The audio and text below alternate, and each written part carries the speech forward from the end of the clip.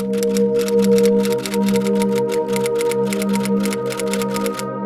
right, so for today's deep dive, we're looking at a book that is, well, it's frankly a revolutionary piece of public health literature. I mean, it's literally saved millions of lives. It really has. We're talking about David Werner's Where There Is No Doctor. That's the one. And that title, it just says it all, doesn't it? It absolutely does. It was first published in English back in '77 by the Hesperian Foundation, and it's basically a blueprint for, decentralized healthcare. And it's written so clearly. Oh, crystal clear. It has over 1,000 simple drawings, and it's aimed right at the people who need it most. Villagers, storekeepers, mothers, local health workers, anyone living far from a medical center. The sheer scope of it is staggering. I mean, it goes from how to handle a common cold all the way to recognizing something as complex as tuberculosis. But the focus is always on prevention, on catching things early. Right, and on empowerment. The whole guide is designed for maximum self-help, for local action. But I think the most critical lesson in it, it's teaching people to know their limits. Exactly. Knowing that precise moment when a problem is just too big and you absolutely have to find an experienced health worker. That balance, Yeah. self-reliance, but also this radical self-awareness, that's what makes it so powerful. And the Hesperian Foundation's whole mandate supports that. They actually encourage people to copy it, adapt it for local needs. Yeah, as long as it's free or at cost. Right. The mission isn't profit, it's health impact.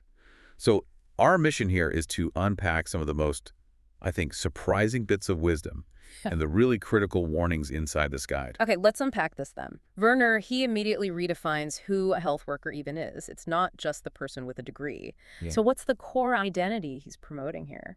The core identity is fundamentally community-focused. If you read Where There Is No Doctor, the definition of a village health worker is it's expansive. It's anyone who helps. It's anyone who contributes to a healthier community. So that includes, farm people producing better food, teachers talking about how to prevent sickness, even shopkeepers giving sensible advice. So it shifts the responsibility for health from, one central building and puts it onto the entire community structure. Precisely. And that means the health worker has to get to the root of the problem.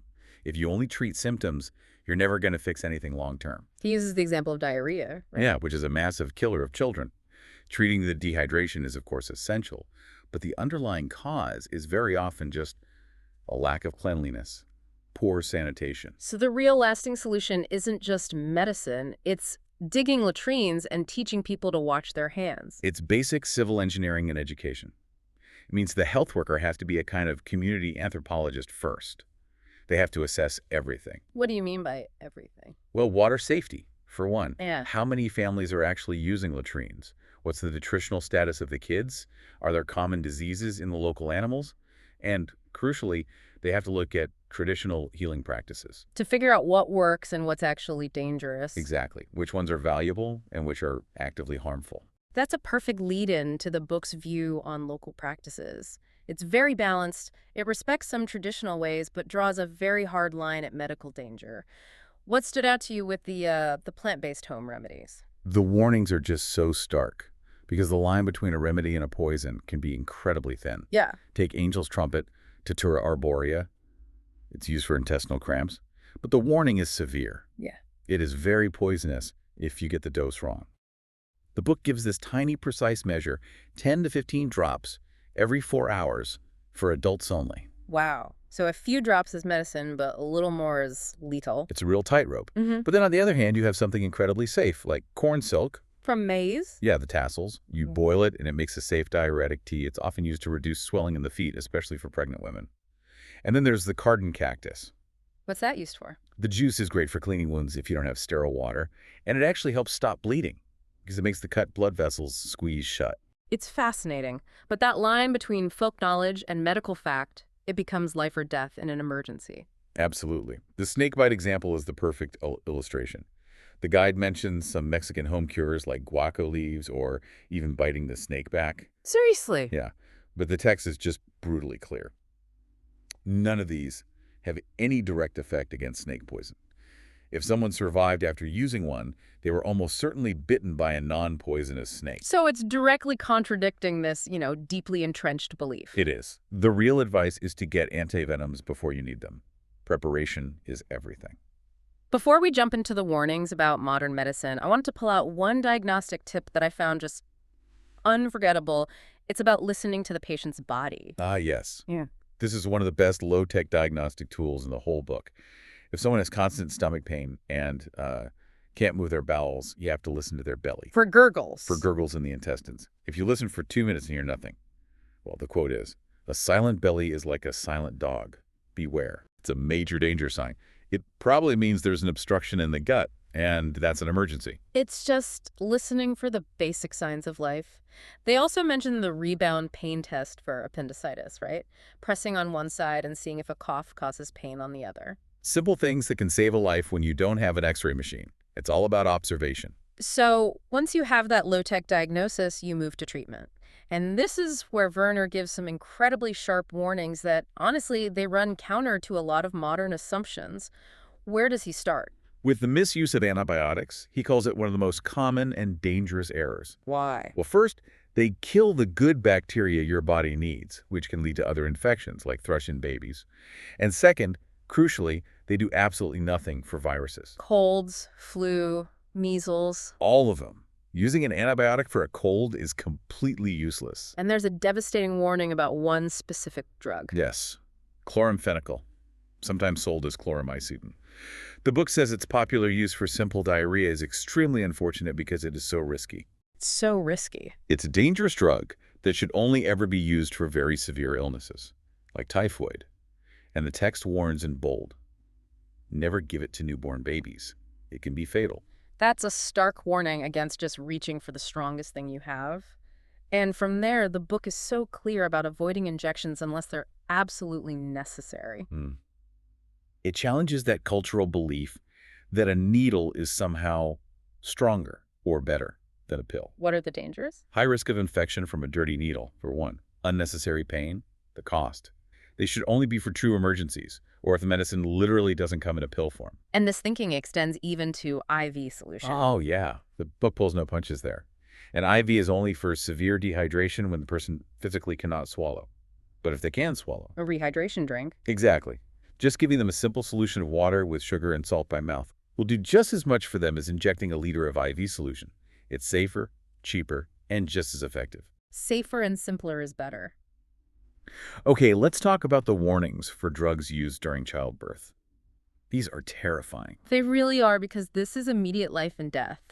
The drugs are oxytocin or pitocin and organovine.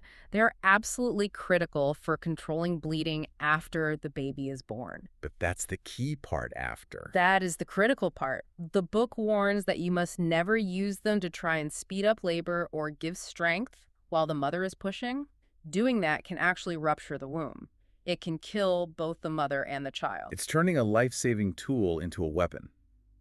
And finally, there's a surprising type of drug abuse he mentions, one that affects children's growth. This one is just tragic. It's the misuse of anabolic steroids like nandrolone. They're often given to kids in tonics because parents think it'll help them gain weight or grow faster. And it doesn't work like that. Well, the child might grow faster at first, but then they stop growing sooner. They end up shorter than they would have been naturally. And for girls, the side effects can be permanent, like growing facial hair that never goes away. And the book's advice is so simple and direct. It is. Just take the money you would spend on those dangerous tonics and buy food instead. It's medical wisdom and economic common sense rolled into one. Let's shift now to what Werner argues are the fundamentals of preventative care: cleanliness and, of course, nutrition. Absolutely. It's always prevention first. The book lays out 3 goals for a healthy diet: bodybuilding foods, protective foods, and energy foods. Good food doesn't just prevent sickness, it gives your body what it needs to fight back. And there's that wonderful little nugget about feeding young children dealing with their small stomachs. The helper foods concept, it's brilliant. Starchy foods like rice or maize fill up a kid's small stomach really fast, but they don't always have enough energy for growth. You have to have things. You have to add helper foods: oils, sugar, honey, proteins like beans or nuts. And the quote that just perfectly summarizes it is, "Children, like chickens, should always be pecking." I love that. It really sticks with you. They need small, frequent, energy-rich meals. That's The book also touches on a really sensitive societal issue, linking poverty and family size. It challenges that simple idea of just telling people small families live better. right, because for many poor families, Having lots of children isn't a choice, it's an economic necessity. The kids provide unpaid labor, and they're the only security the parents will have in their old age. So the solution isn't just family planning. No, the solution is tied to addressing the underlying poverty, the lack of a social safety net. It always comes back to the root cause. Before we wrap, let's hit a few quick, practical tips. For bleeding, what's the #1 method? Direct pressure. It's the cornerstone of all first aid. Raise the injured part and press a clean cloth or even just your hand directly on the wound. And keep pressing. That alone will stop the bleeding from almost any wound. And for a suspected broken bone, if you have no supplies? You make a splint from whatever's around. Cardboard, folded paper, even the thick stem of a dried banana leaf. The material doesn't matter as much as just immobilizing the joint above and below the break. Finally, we have to mention vaccine logistics. This seems like a small detail, but it's vital. It's a detail that can ruin an entire immunization program. The guide specifies that some vaccines, measles, polio, BCG for tuberculosis, they have to be kept frozen or very cold. Okay. But other crucial ones, like DPT, hepatitis B, and tetanus, they have to be kept cold, but they must never be frozen. Freezing spoils them instantly. Knowing those specific temperatures is just paramount. It is. You know, this deep dive into where there is no doctor, it's just been such a powerful reminder of how complex health is, even at its most basic level. We've seen the importance of low-tech diagnosis, the real dangers of misusing modern medicine. And the foundational role of prevention through things like diet and hygiene. It's really a blueprint for community health ownership. Yeah. And Werner's final advice to the health worker, whoever they are, is that the most important part of healthcare isn't actually in the book. No, he says it's within you and your people, in the care, the concern, and appreciation you have for each other. The human element, that's the ultimate resource. And that leaves us with a final provocative thought for you. Werner's book urges readers to constantly measure the impact of their health activities. Not just the effort. Exactly. Not, we tried hard, but did it work? Think about it. Measuring the actual reduction in diarrhea cases against the number of latrines you built. So the question is, how might that simple, localized focus on measurable results, not just bureaucracy or effort, how might that transform our approach to community challenges today? Even in our own environments. Something to think about.